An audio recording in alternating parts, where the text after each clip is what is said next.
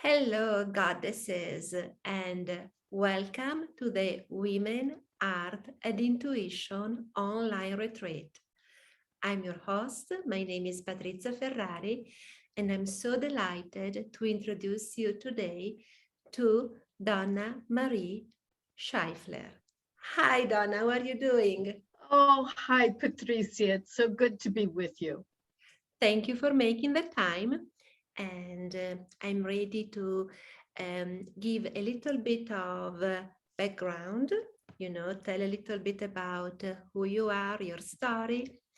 So, Donna Marie Scheifler is a mentor and a spiritual midwife for women in transition in midlife and beyond. After 44 years in the field of teaching in a variety of settings, Donna retired in 2012 and started her next career, Your Time to Blossom. This name was inspired by a quote from Anais Nin. And the day came when the risk to remain tight in a bud was more painful than the risk it took to blossom. Donna guides women back to themselves after having been everything for everyone else in their lives. In intimate circles of supportive women, she helps them get a clearer sense of where they are now and where they want to be. They find the support they need to move toward whatever is next in their lives, one gentle step at a time. Together, they are sending healing divine feminine energy out across the world at this time of great change. How beautiful. Thank you, Donna. Thank you. Oh, and how beautiful to be with you, to be able to share more with your audience, with all the women who are the goddesses, that are listening. Yes, yes.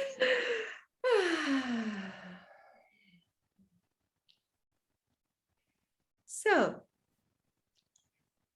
I can see that you have a really rich life experience to share with us today. And I'm really honored, to have you with me. And Well, what I before we even get started, I just want to make mention uh, of the reality going on in our world today, um, and recognizing the impact of this retreat that you have designed for all of us for this time. Um, at the moment, the women in Afghanistan are a graphic example to us of what has been done to the divine feminine down through the ages, through patriarchy and power over. And the feminine has been covered over and obliterated to the point where we have a world out of balance. And so, all the more reason for this kind of a summit, this kind of a retreat, this kind of an offering, where the time has come for the divine feminine to rise up again in our world, not to oppress the masculine, but to be in wonderful partnership, and then to create the world that we really want to live in. So the time has come. You're in right timing with all that you're offering here. And I'm just so honored to be a part of it. Thank you. thank you for, sending healing energy to the women in Afghanistan. I really appreciate it, and it's it speaks of your generosity and of your, big heart to mention them during this retreat. So thank you very much for that. Thank you, Donna. I love how you take time to breathe. This is essential. Yes, yes. Yes, it is. So, what I really want to ask to you today, it's so I've heard you say that the seasons in the life of a woman are related to blood mysteries. Can you tell us more about that and how that acknowledges the divine feminine within us? I will try to keep this somewhat brief, but I love sharing this story that is our story, huh? Yes. Some of your listeners may or may not be familiar with a novel that was written many, many years ago called The Red Tent. If you haven't read it, I highly recommend it. It reminds us of a time on the earth when women used to gather monthly in sync with the moon and share women's wisdom. And that is what has been lost. And so let me do a brief run through of our lifetimes here as women. And depending on where you are on the trajectory, it depends on what's going to really resonate with you. So some of this, I'm going to invite you to go back and reconnect with a former part of yourself. And sometimes you're going to be invited to imagine a future part of yourself. All right, so we're familiar with the seasons: spring, summer, autumn, and winter. And we can look at the life of a woman from that vantage point. And so I've actually even heard someone, I've got it here to remind me if I can keep my numbers straight. Someone actually took the number 7, that's a very significant number in numerology, and multiplied it by 3, that's another very significant number, and came up with 21. So if we divide our lives into 21-year blocks, it's one way of thinking about it. This is not a hard cast in stone. So the spring season in the life of a woman is our first 21 years, from infancy all the way up to that young adult. And the blood mystery for that time in our lives was the onset of menstruation. And like I said, there was a time when this was celebrated in the life of a young girl, when she was being initiated into womanhood. That's not our story.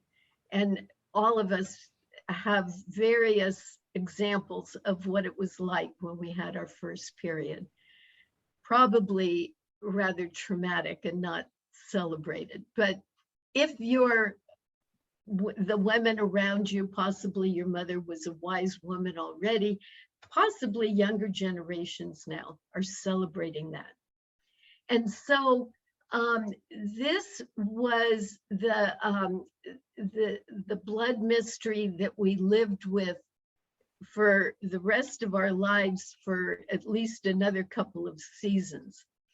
And the next season that we come into in the life of a woman for summer would be the next 21 years.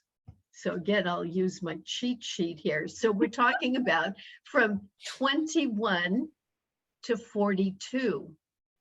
So again, depending on where you are on your lifeline, Depends on whether this is past or present or future. And the blood mystery for this time in our lives is birth. And birth is a very messy, messy process. And some of us have given birth biologically, and others have given birth metaphorically, symbolically. For example, I have not borne children biologically in this lifetime, but I have brought forth life in others in a variety of ways. And I won't get into them right now or we'd be here till midnight. But this is a really potent time in our lives as women. And this is the time in our life, whether or not we've had biological children, where for the most part, if you're like most of us, you've given yourself away. You've been there and been everything for everybody else in your life. And that's that mother instinct of giving. The dilemma with that is we forgot, the wonderful infinity symbol of receiving, okay? And so, just imagine a good 21 years, again, give or take a whole lot of years on either side. We move on to the next season in the life of a woman, which is autumn. And here the blood mystery is menopause. And of course, this is the target of so many jokes and so disrespected and so misunderstood. And yet, as more and more women are waking up and coming into their fullness, this would be, again, looking at my cheat sheet, more or less from 42 to 63. Okay, so again, you can kind of imagine, are you beyond this? Are you in it? Or is this yet to come? And this is the time when we cease to bleed. And I heard a beautiful explanation of this, an ancient wisdom way of considering this. It was said that a woman bled every month except for 9 months when she was pregnant and giving birth to a child biologically, or later in life, she ceased to bleed to give birth to wisdom. I love that. I just love that. It sheds a whole new awareness and respect and love and appreciation for this very challenging time in our lives. And it's called the change because it's definitely, I mean, each of these stages involves major transitions from one to the next. This one in menopause is a huge change because this is when things change dramatically. And oftentimes what's happened, as I said a few minutes ago, in the mother stage, it's summertime, we've been giving ourselves away. And often to the point, and this was my story, I gave and gave and gave some more until there was nothing left. I was running on an empty gas tank. I was running on fumes. And so coming into menopause is very disorienting and disturbing and confusing. And I don't know who I am anymore because all the requests for my time and attention and support were evolving and moving on. And it's a time when we're actually invited, like in autumn, the leaves start to change color, the trees start to let go of the leaves, the energy starts to sink into the trunk of the tree and down into the roots. And this is this very unbelievably challenging time in our lives, because the contrast is so opposite. Here we've been doing, and having a mile-long list of things to do. And then all of a sudden, it's like, for some of us, it just came to a screeching halt. You know, I hit that wall at 60 miles an hour and ended up splat on the ground.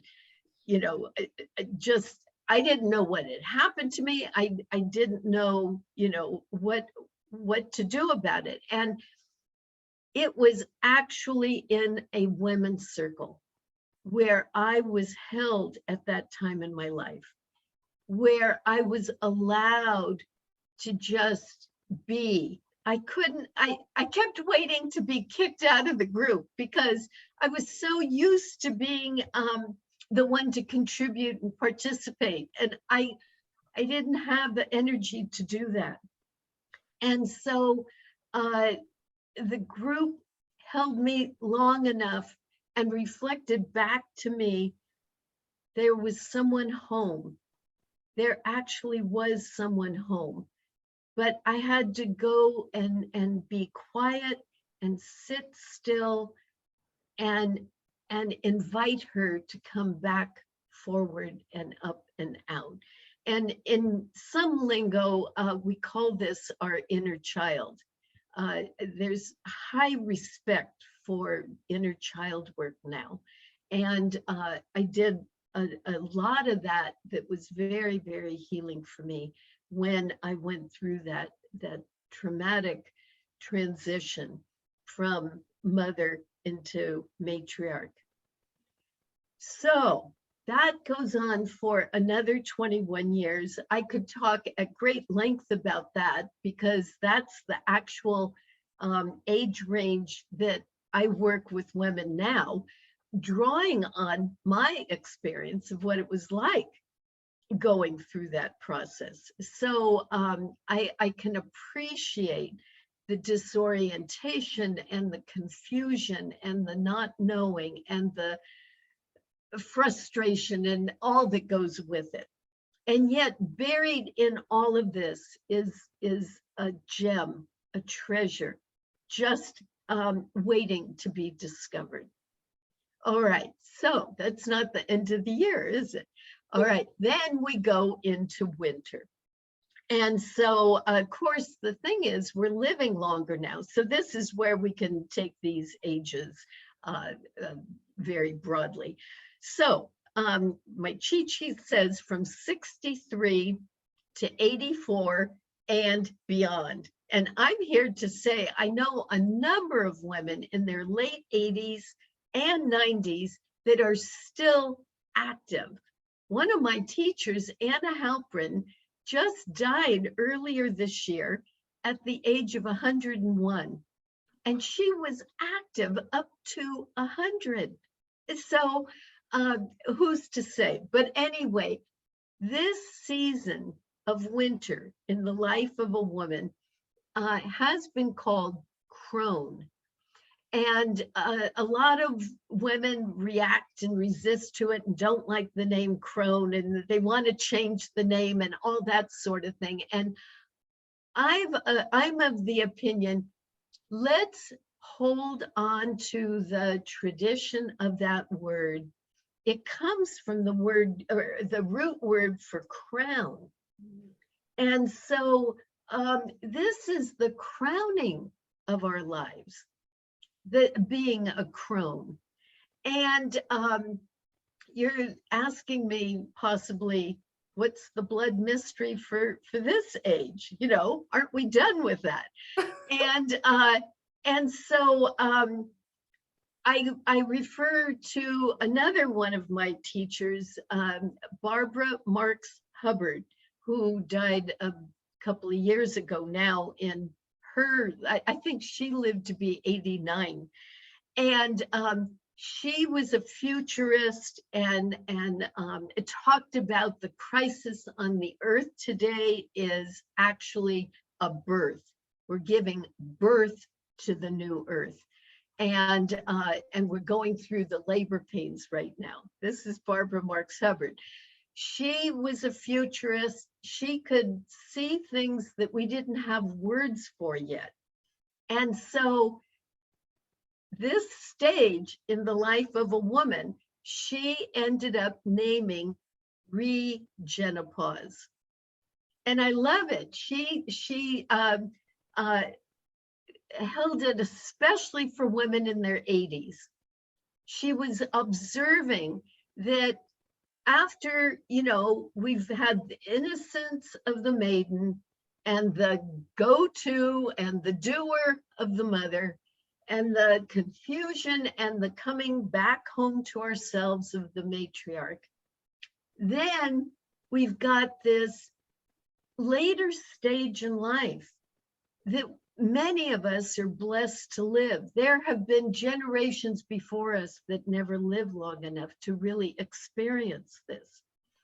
And in this wintertime, what we can do now is draw wisdom from all our life experiences and then share it with others wherever we find ourselves. And the world, as we know it, is shifting and changing, and this new earth we're moving toward isn't obviously here yet, and we're in that in-between time. And as things are shifting and changing, there's beginning to be a growing appreciation for the ancestors and those who have walked the journey and are further down the road from us.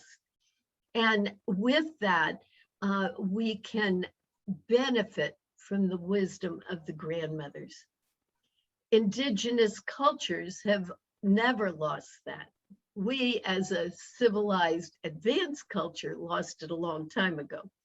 So we are the women that are going to bring all of this richness back. And as you feel this life force energy rising up inside of you, this is the birthing, the rebirthing, the reconnecting with the divine feminine and bringing it forward into our life, into our world.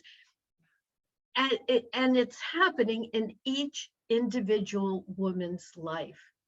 So I invite you, don't worry about the numbers and the years and whatnot, but spring, maiden,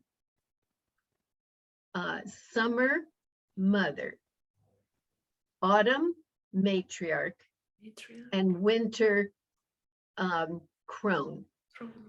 And give yourself time to kind of think about your life and what you've been through.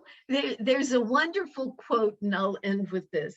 Another one of the teachers that I just highly esteem is Jean Shinoda Bolen, who has just opened the doors of all of this for me also.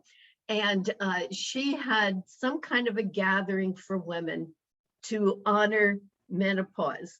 And this group of women got together someplace where there was a cave, and they went down into the cave and, candlelit or whatever, and formed a circle down in the womb, in the belly of Mother Earth, in this cave, and turned out the lights.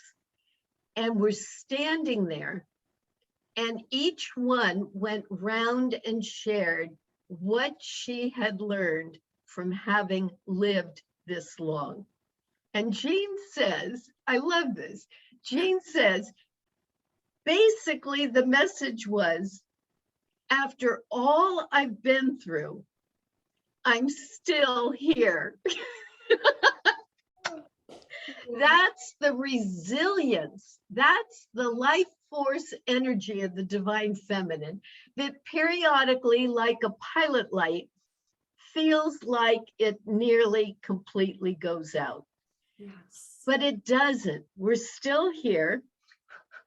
I need to kind of fan it, and through gatherings like this, Yes. like this retreat and other ways of women coming together, not in victimhood and chit chat and small talk and complaining. No, no, in ways of lifting each other up and honoring these beautiful seasons in the life of a woman, and honor where you're at, remember what you've been through, and anticipate with pleasure what's coming in the future.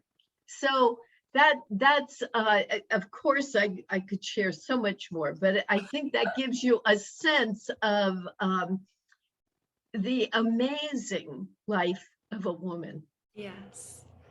Thank you, Donna, for Yes. sharing this beautiful story about blood mysteries, and bringing in your own experience. And I was just picturing you in a women's circle, and I love what you say. I that you felt that they were holding you. Yes. Yeah, that is such a great gift, you know. Also the gift, to pause, because we are so used, with doing, and but sometimes, so much wisdom can come when we just choose, to pause and listen. And beautiful, how you described your own experience, but also how you are honoring the teacher, the women that somehow were your teachers, and now you can teach to and hold other women in the circle. So very powerful and empowering. So thank you so much Indeed, for bringing indeed. your experience. Yes. And yeah, I love that. I've always loved circles, but now I think I know why. Yes. Yes. And so you are a giver. Right? So, and you said yourself at one point, you were so exhausted. Oh, And you learn a big lesson, I think. So, big one. Yes. so now how basically you change your relationship in order to be more aware and nourish your own divine feminine energy. How you do that now? What is it that you go to in order to recharge? Because you are still a giver. So. Oh, indeed, indeed. That's a really deep and important question, Patricia. When I look at my life now, my life is very full. In the past, I might have said my life is very busy, and it was. My life now is full. And the difference now, and I think this is where I'm learning, and I'm now in the, I mean, I'm really owning, I'm very much into the crone era of my life now. And it's taken quite a stretch to be able to identify myself as a crone. But what I'm noticing is that maybe it's from having had the experience of having given myself away, that and then paid the price for that. And then gone on the long, beautiful, challenging journey home to myself. I think what's happening now, it's not exactly like I need to write it into my day planner or my calendar or my things to do list.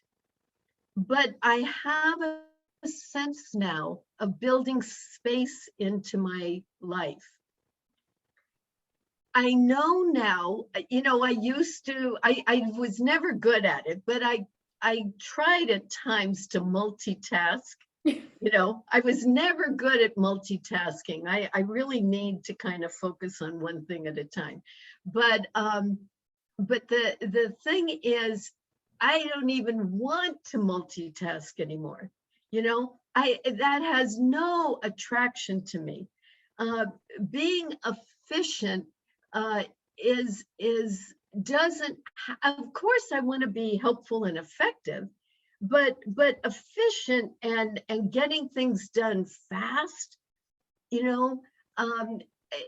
Fast food and fast everything. That we've grown up in the last number of years in our culture. That's never ever really been my style, and so what I'm noticing is that the natural style of Donna, I'm able to honor now at this time in my life. And I'm able to look at my calendar and this is the other thing that's beautiful. And as we know, for the last 18 months, we've been super inundated with possibilities of Zoom calls and whatnot. And I actually have come to a place in my life, and it was hard won, where I now know, intuitively, I now know what I want and need. So when something presents itself, last Saturday was a perfect example, because I could have done about 4 different events, 2 of them online, actually 3 online and 1 in person. And all of them were wonderful. And I wrote them down in my calendar, but knowing very well that I was not going to do all 4. But I put them all there, knowing that as I lived through the week and closer into the weekend, I'd have a better sense. I ended up choosing 2 of the 4. And it was really interesting. I had had a really intense, busy week. So it became clear to me at the end of the week that I didn't need a revved up, supercharged kind of an event, a kind of energy to participate in on Saturday. And so I honored that. And I chose 2 events that were women's gatherings, 2 very different styles.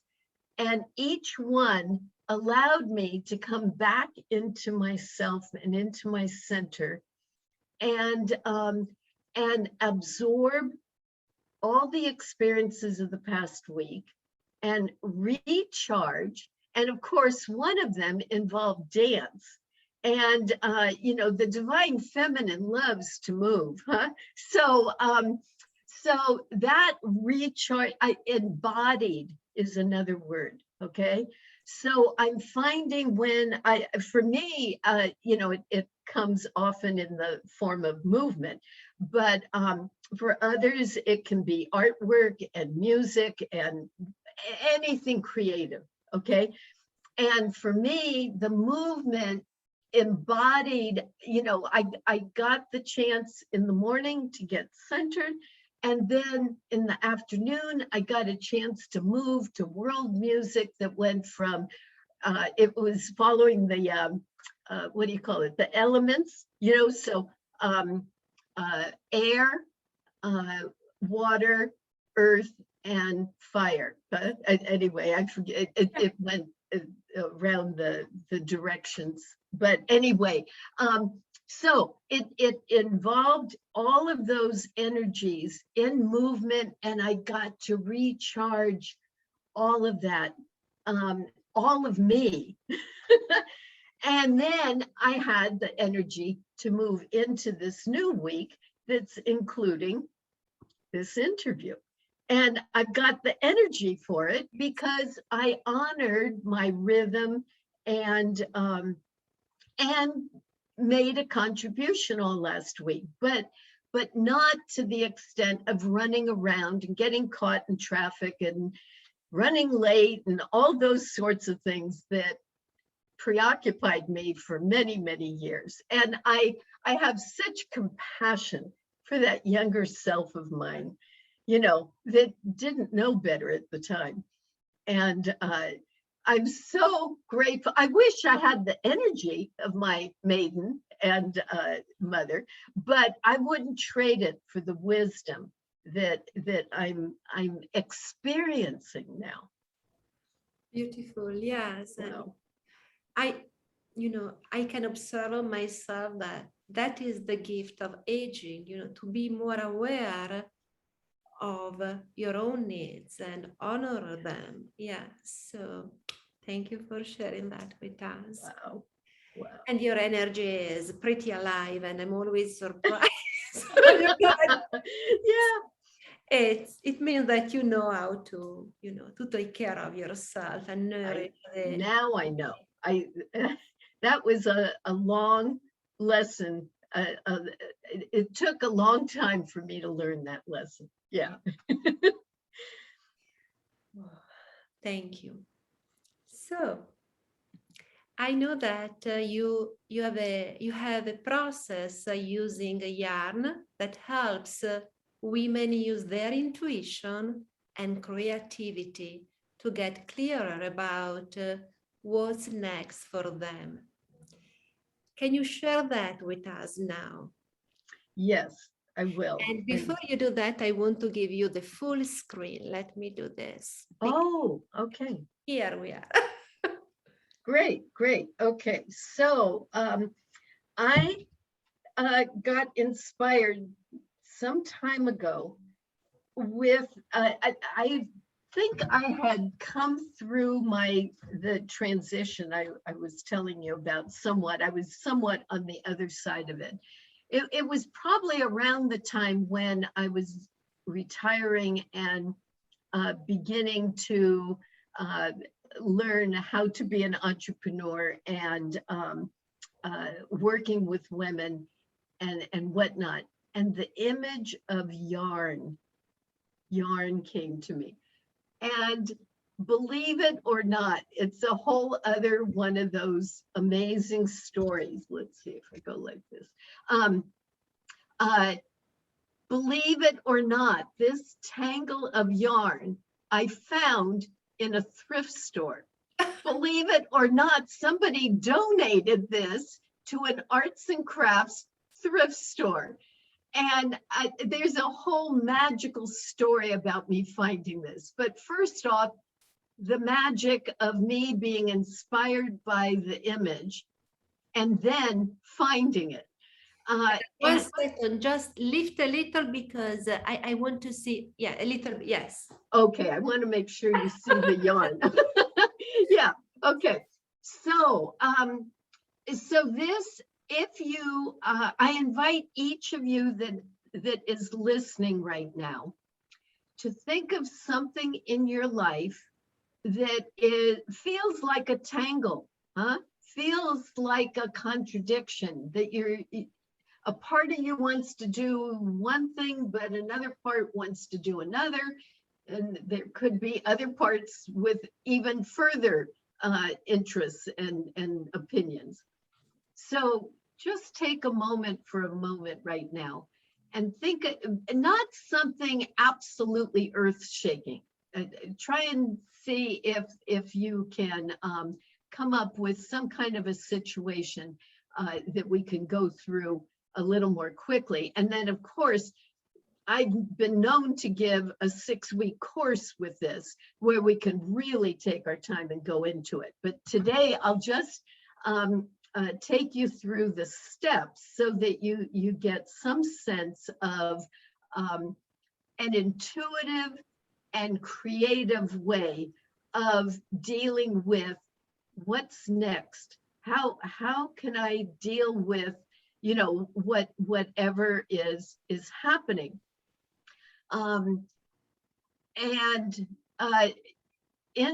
You know, there were times in my life when in the career time in my life, I did get laid off a job at one point and did end up, interestingly enough, for 9 months in a career center.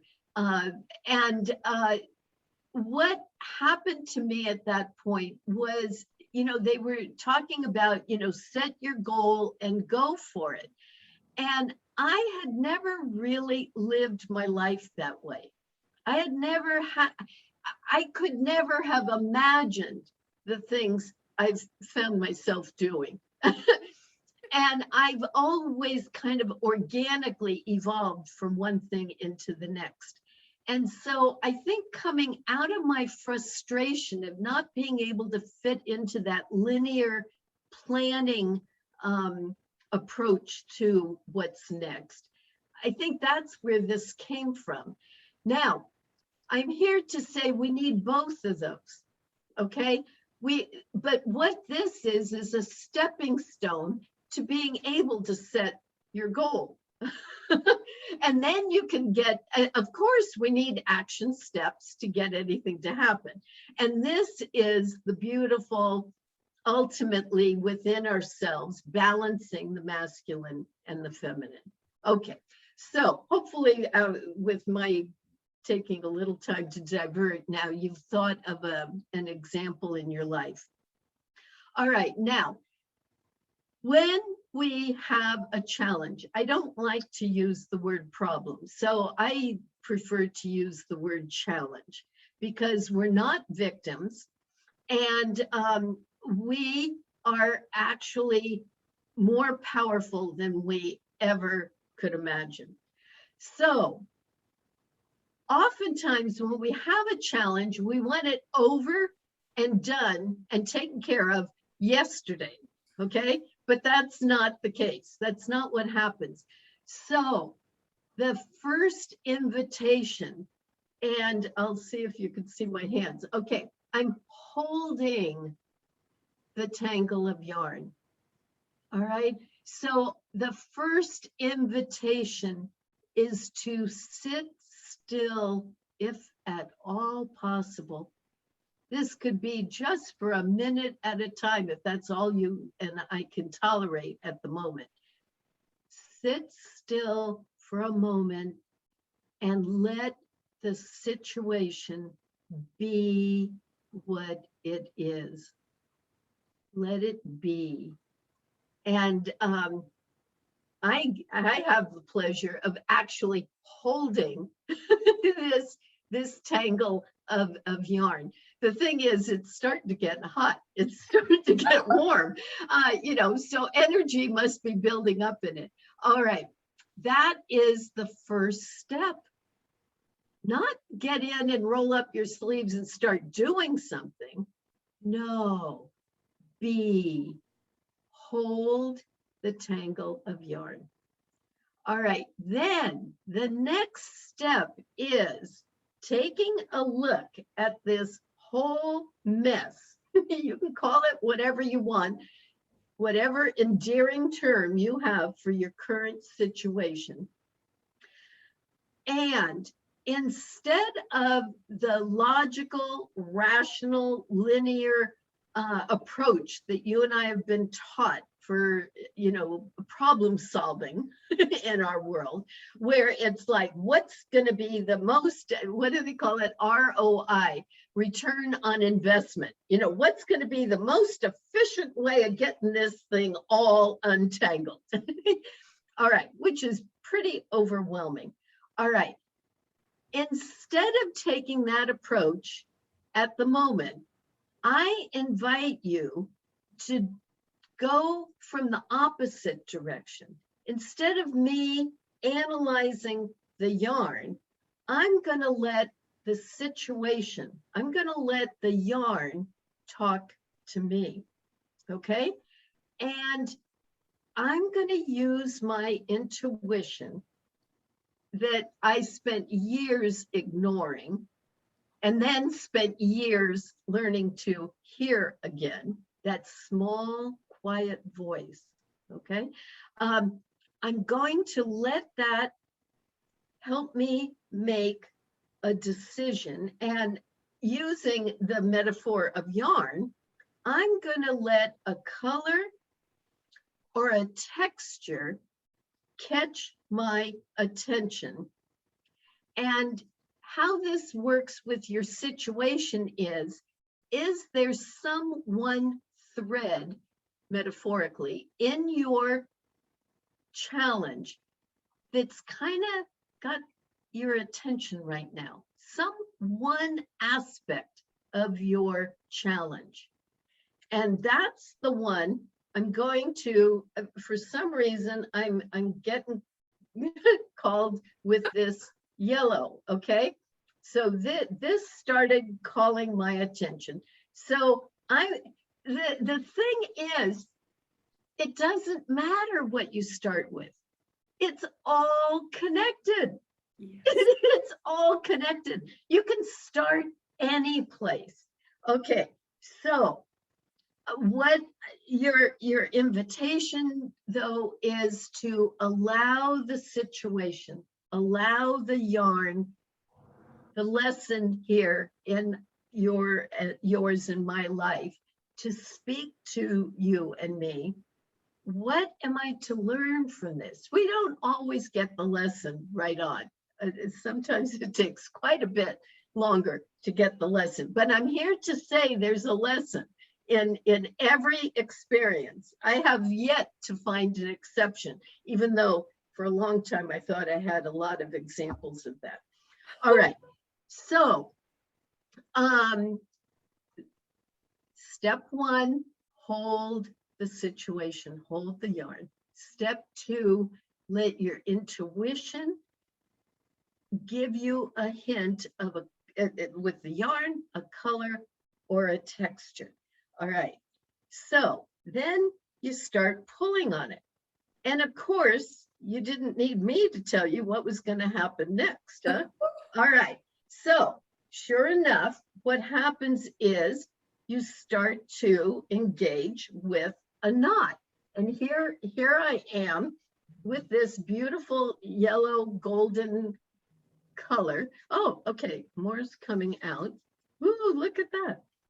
Once I started to kind of tease the knot apart. So this is the third step about acknowledging the knots, the KNOTS, the knots in our lives that are what's getting in the way of me moving forward. You know, what is it that my obstacles, huh? And oftentimes there are obstacles in my mind, in my mindset, and possibly external obstacles. All right, so what we're going to do is tease apart and loosen the knots enough so that look at how much I've loosened. All right, now what is amazing about this whole process is I do not have to untangle the entire tangle of yarn before I take my next step. All right, so here you are now. You've dealt with, and if we've got time later, I'll do a quickie embodied example of dealing with the knots. But for right now, I'm going to move on to the next step. So what happens is, as you've loosened whatever's in your way, and you've begun to pay attention to something in the situation that you feel like you can start with one thing, okay, one thing at a time, then you've got this much to work with. All right, so with this, you've got options. You've got options. And when I've done this in a 6-week class, when I get to this step of recognizing I've got enough information, I have enough experience, I have enough insight, just enough, not too much, not too little, just enough, I have options. And I would use clay. If you've ever, I just invite you to treat yourself to go off to an arts and crafts store and get some clay. I found the kind that if I keep it in a sealed bag, I can use it and reuse it whenever I need it, okay? And with clay, if you can imagine with this, what we could do is start forming the clay and let the clay take its shape and let it kind of speak to you instead of you deciding what the clay is going to look like, okay? And then what happens with clay is it begins to take a certain shape, and sometimes you like it and you don't want it to change. So this is when I'm like, all right, nowadays we have phones with cameras on them. So then I say, okay, take a snapshot of it, enjoy it, relish it, appreciate it, and then let it go and morph back into the bigger picture and see what else is going to come. All right. So that fourth step was considering your options. And at the moment, you might think you only have a couple. That's completely fine, because the invitation is to choose one of your options at a time. And so you choose that one option. And the final step of this spiral journey, because it's really ongoing, is start. This isn't the end of the story. This is the beginning of the next spiral, the level, the next layer of the spiral. I'm at a loss for words on that one. So, you can think of your spiral going deeper into who you are, or you can imagine your spiral ascending. Okay, and so what's going to happen is, now you're going to take this one option that you've decided on, and that's going to become your new experience that you are going to hold and observe and live into. And then you're going to intuitively see what that option has to say to you about what to do next, and what kind of seems possible. And then you're going to encounter the barriers and the false negative beliefs and the external barriers that get in the way. And then you're going to tease those apart to the point where you have enough information to go on to creating options, choose one more, and let that be the next level of your spiral. And this, I find, is a very intuitive, creative way. In part of the process, we do collage work, and it's not the kind of vision board where it's like, okay, I want a red car, so I'm going to go looking for a picture of a red car to put on my vision board.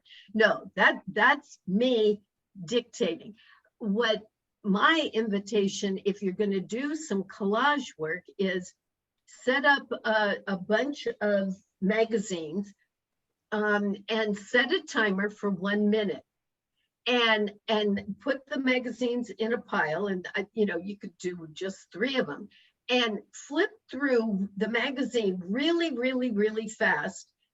And any color or picture or word that catches your attention, rip that whole page out and put it next to you. Okay. And then when the timer goes off, go on to the next magazine. And by the time you're finished, that's kind of got you warmed up to this approach that is natural to us as women, but it was never fostered.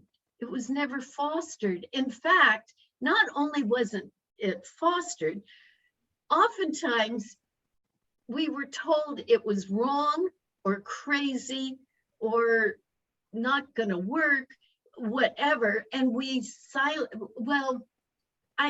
couldn't silence it, but we stopped listening to it. Yeah. And so this approach to going through the magazines is another example of a creative way of revving up what's catching my attention around me, and paying attention to that. All of this has got information that is going to remind us that we are fully alive and capable of dealing with whatever is our current tangle of yarn. Beautiful. Thank you. Thank you for reminding all of us, the power of stillness, of hold whatever is presenting rather than just react, take the time to respond to whatever, it's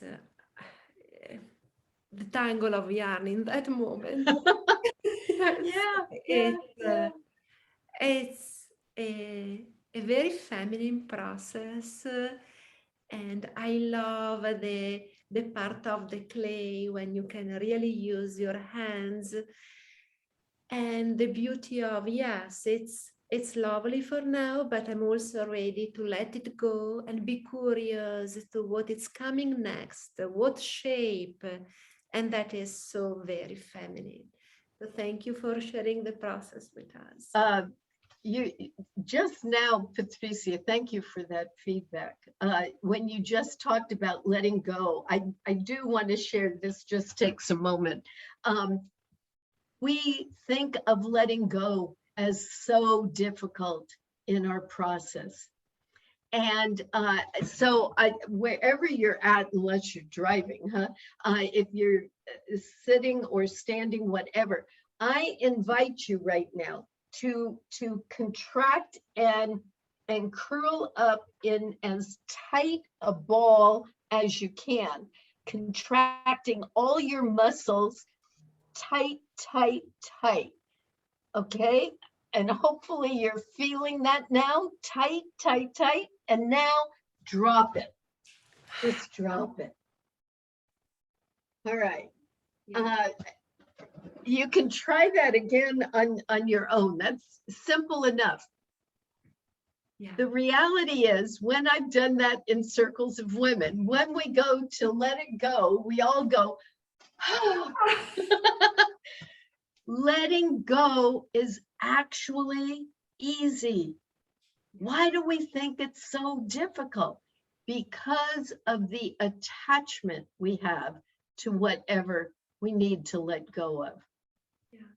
So if we could stop giving a bad name to letting go and honor that part of the process, and then just what you were saying, Patricia, as we honor what shape things are in right now. And of course, we could take this to the global level right now.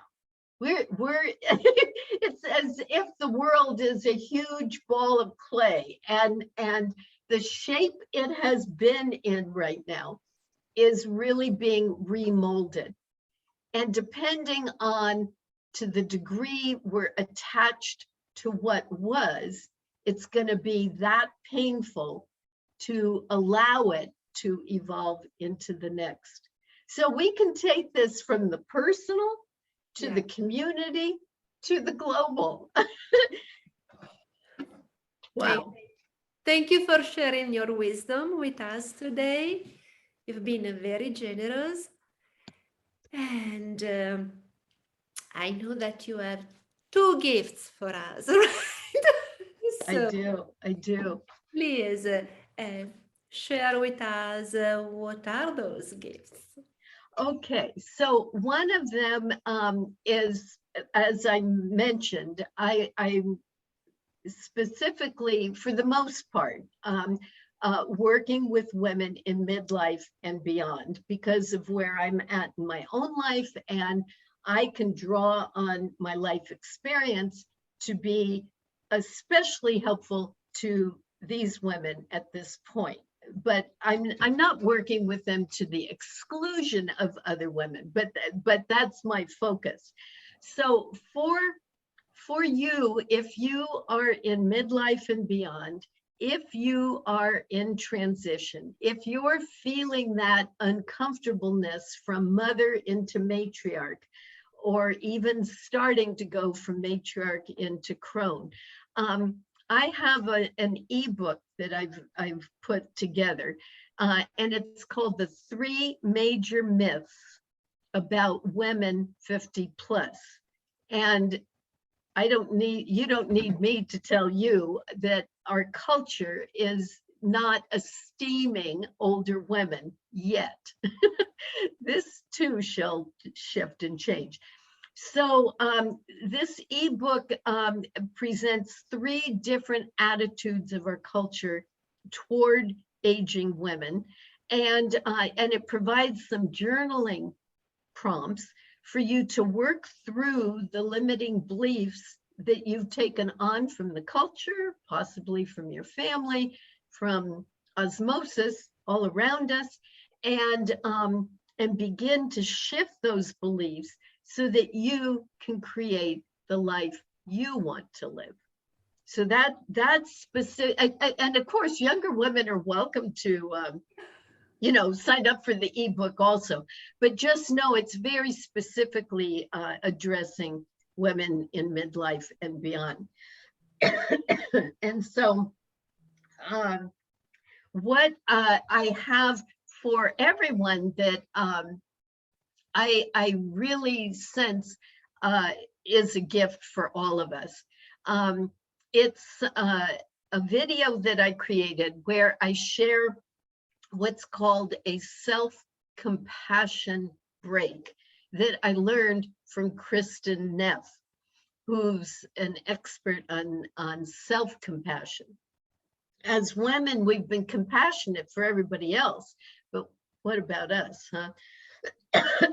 So I learned it, and I take a bit longer. The video runs maybe about 10 minutes. It takes about 10 minutes for me to describe to you the process.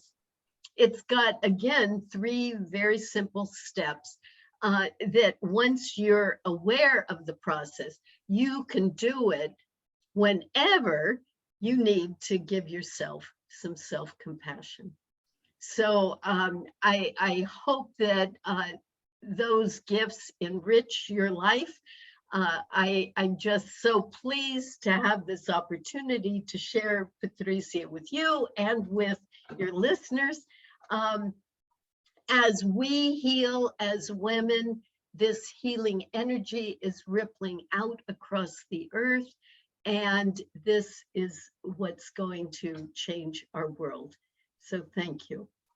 Thank you, thank you, thank you for this last beautiful image, of the ripples going not only between us and the viewers, but all around the world and the cosmos, and it's so much needed in this period, right? Yes. So, super grateful for your presence here today, for all the wisdom that you share with me and the viewers, and for the spark that you have when you when you it's really beautiful. And so thank you to you, Donna, and to all the previous amazing goddesses that have been part of this online retreat. And thank you to all the viewers. I really enjoyed spending this time and get to know all these amazing women. So the goddess in me bow to the goddess in all of you. Thank you, everyone.